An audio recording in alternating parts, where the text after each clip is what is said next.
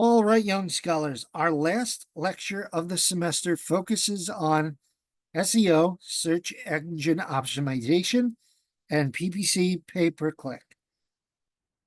These help us initially to get to the top of Google, though they're somewhat costly. So, the purpose of SEO or search engine optimization is to drive targeted traffic to your website in general or to specific pages. Ideally, the traffic drives additional sales or visits. If it's an e-commerce site, most online purchases are made on sites found through search engine listings. For example, you have a Poshmark page.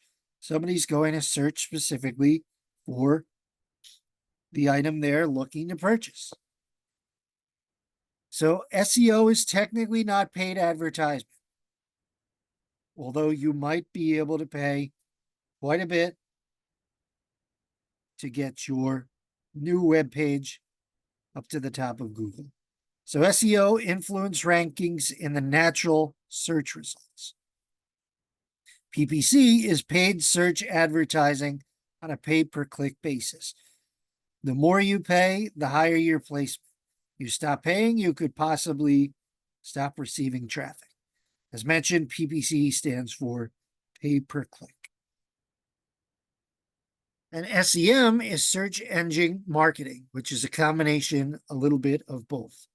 Now, there are ways to cheat to get higher in search results, but your site could be caught doing so, and you could possibly be blacklisted. So, how does SEO work? Well, when you search for a term, these websites pop up that most resemble that term.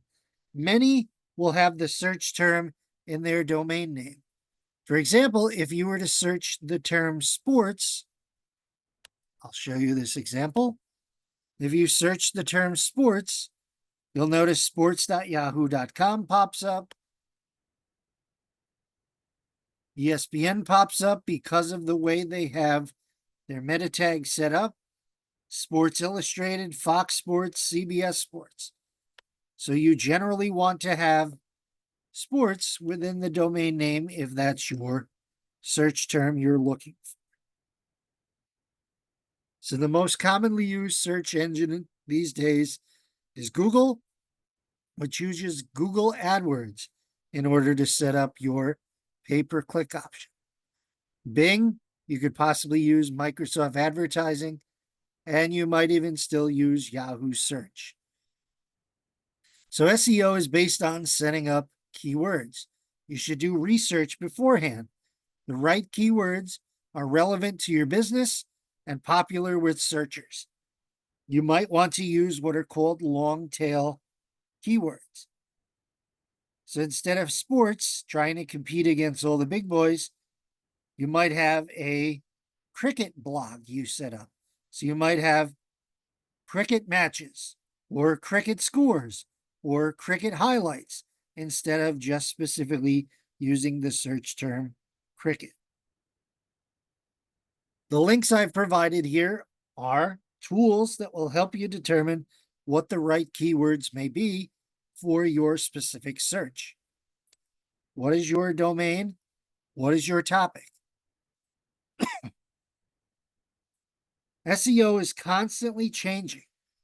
You want to have topically relevant links from important websites. You want to have anchor text, keyword-rich title tags, keyword-rich content, etc. This is why most people will use WordPress, because you could do this right within any post you create. So there are 7 steps you might follow.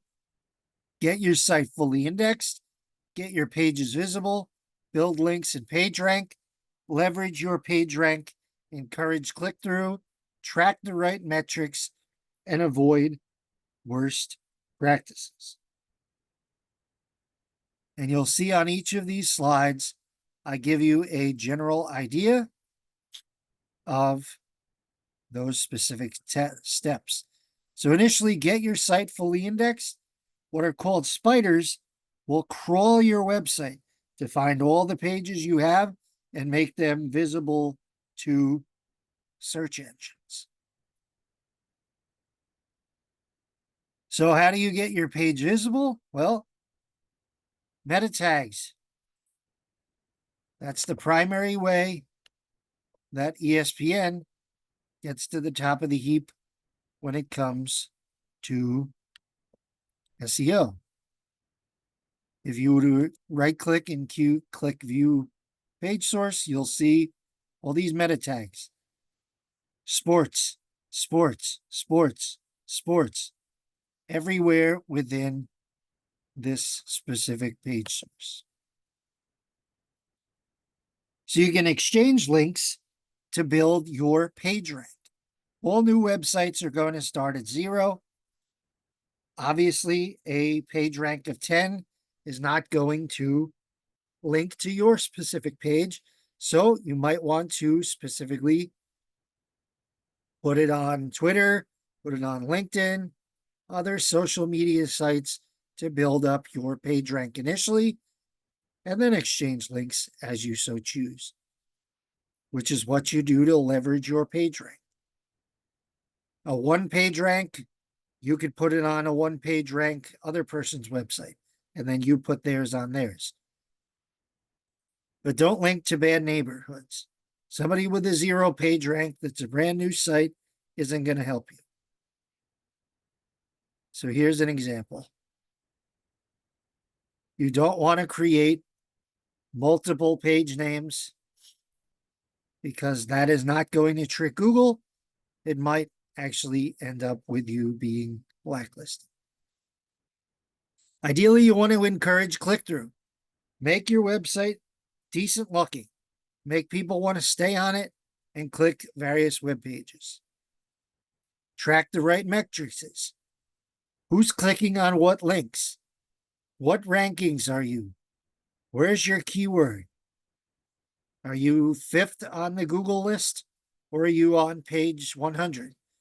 Are you getting the money? Let's say you're spending $1,000 a month on pay-per-click.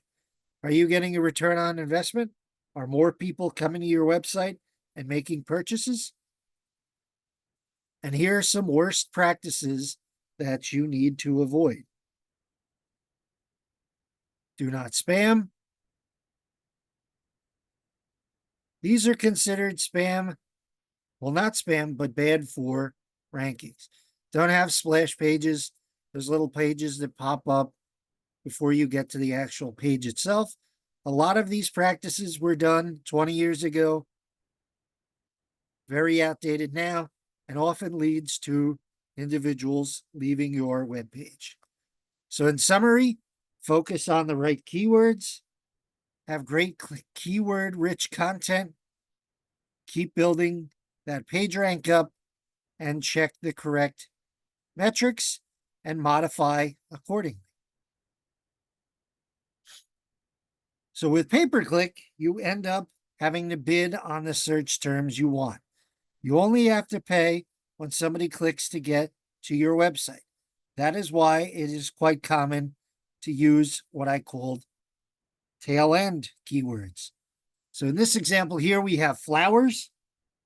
You might want to use florist flowers or the individual flowers you're selling. Say you have a page of crepe myrtles.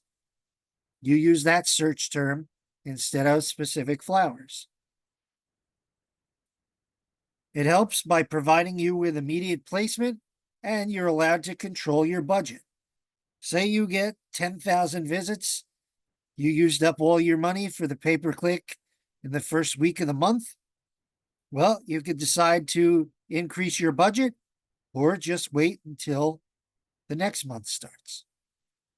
And as mentioned, you use those tail end keywords because they tend to be more inexpensive. The issues with all of this, of course, is it requires a lot of research. You got to look up those keywords, what works best for you. And it's really going to cost you a lot of money if you do it wrong initially. So Google AdWords is one of the ways that you could track those specific keywords. So instead of using just the keyword coffee, in this example, coffee drinks coffee beans, coffee merchandise, coffee shops, cafes, and baked goods are used for, in this example, Victoria Coffee. And here's an example of two of those specific campaigns and how much money they're costing along with the visitors day by day. And essentially, it helps you track what keywords are working for you, what your budget is going to, and should provide you with a picture of what you should keep, what you should change, etc. So now we have quite a bit to do as we end up this last lecture for the semester. So your last team homework assignment essentially will be this SEO proposal based on these slides you were just provided. You're going to create a 2 to 3 page plan on how you were to advertise your website you're creating for this course using SEO and PPC, answering these 3 questions as defined here. Additionally, you're going to submit your team website that you created, more likely than not using Wix. And you'll see here the criteria for how you are scored on that particular team website. And then if you scroll to our last folder for the team presentations, you have the team presentation. When you click on this, you should submit your PowerPoint that you're going to present in the 12-3 class. You'll notice here the PowerPoint is only half of the grade. The 50 points, intro slide with name and info, etc., with examples provided here when you click open this link. And then once everything is submitted for this entire course, you will then complete the team peer assessment, which will not be due until